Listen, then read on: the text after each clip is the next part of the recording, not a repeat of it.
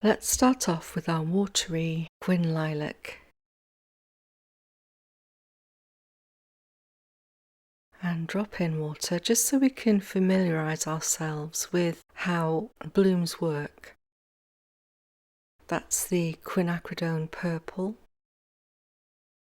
These colours are all very close to each other, but I've chosen them for that reason. And you can see how the water is blooming and moving out, creating an edge. And that's what we're looking for when we're trying to create blooms.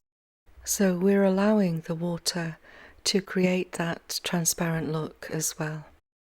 So it gives us two effects, the lovely cauliflowering in the edges and a lovely transparent quality where we've dropped the water in. And we can see here how they're all flowing together as well. Now as soon as I put the green gold next to the magenta, it's going to want to move in quite quickly into that colour. So this is just to allow you some choice really. If you're using green gold, it's wonderful for flowing colours, but it can also take over that colour.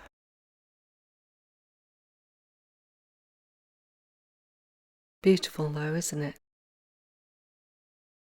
And here's the cool green, and let's put that next to the green gold and see how that behaves. And it's less bossy, so that's good to know. And then let's splatter in, because this is how we're going to start out. I really feel it just helps to ease us in to working with a blank page.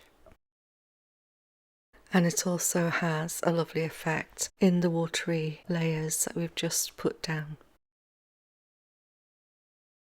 So now let's mix up our second layer, which is going to be a deeper value.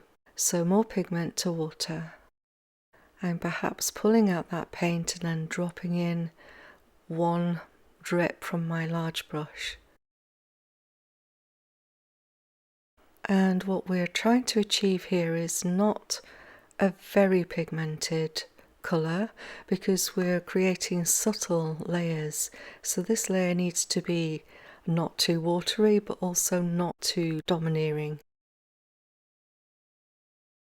Just putting a little bit more of the magenta down. That was slightly more watery than the other two colours. Going back to our lilac, and you can see it's not the consistency of a gouache, it's still very watery, but I would say it has 60% pigment, 40 water. Just showing you how much water I like to have. And I'm taking the excess off on my brush when I'm doing this effect. Kind of rolling the brush around and just taking the wetness off the base of the brush, just so there's no drips that might surprise us.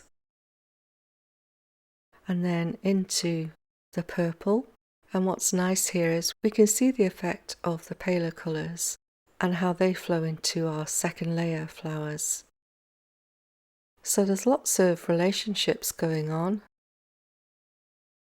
We can see how all of the lilac, violets and magentas work together, and we can also see how the very watery layer reacts with those. So again, a thicker layer of green gold, and it's doing what I was anticipating it to do, and that is kind of flow quite a lot into the magenta. And then our cooler, gentler green, which we know now doesn't travel as much as the green gold. So it's always good to know about the flow capabilities, if you like, of watercolour. Let's move over to our Cotman set. Before I do that, I'm just going to show you how we can blot. And we're going to use blotting to lift areas where it's got a little too watery and too flowy, but also to use it as a technique in itself. So here, if I didn't want that magenta to be flowing in so much, I could lift it. It's a lovely first layer, by the way, and I think we'll definitely do something like this. because it creates these lovely delicate flower shapes, and then you can go on to create further layers. So it's a lovely technique, is blotting. So now let me show you if you don't have tube paints and are working with a colour set. And this is the Winsor & Newton Cotman set. Now with the Cotman we don't have the same choice really between all of these lilacs and magentas. And of course I don't know exactly which colours you'll have. So this is ultramarine blue. It's a mid blue and it's lovely for mixing because it doesn't lean either way into the cool or the warm. So let's start off with that. And you could mix this in a larger palette, but I'm just starting you off here and showing you which colours are available to us. Then into the alizarin crimson. This was one of the first pinky reds I ever used. I remember it to this day. I haven't used it for years and it's such a lovely colour. So it definitely leans towards a pinky red, certainly in the Cotman set. And this is because alizarin crimson is a cool red, leaning towards purple, so it's ideal for this. I have very little left, so I'm trying to eke out the last remnants of it. You can see how much I loved it. So what we're going to do is just mix together the ultramarine and the alizarin crimson.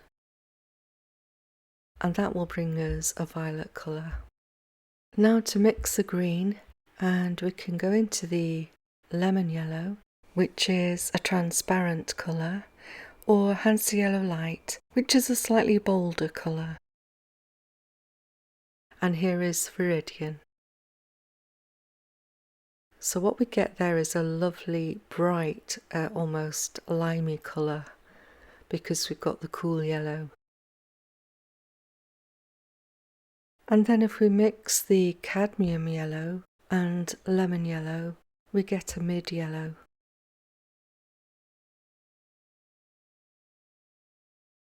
And then bringing in the Viridian, that's going to be a nice warm green, very close to green gold.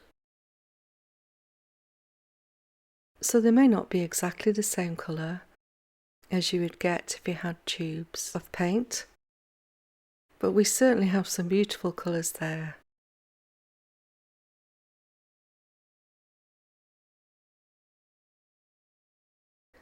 And we've also got the sap green here. That's a lot cooler than I think in other makes of paint, but it's another alternative. Let's drop some water in there and then do a little bit of blotting, just so we know what that looks like with the Cotman watercolours. I'm surprised actually how vibrant the colours are in the Cotman. So I'm hoping that you'll get lots of colours that you're really happy with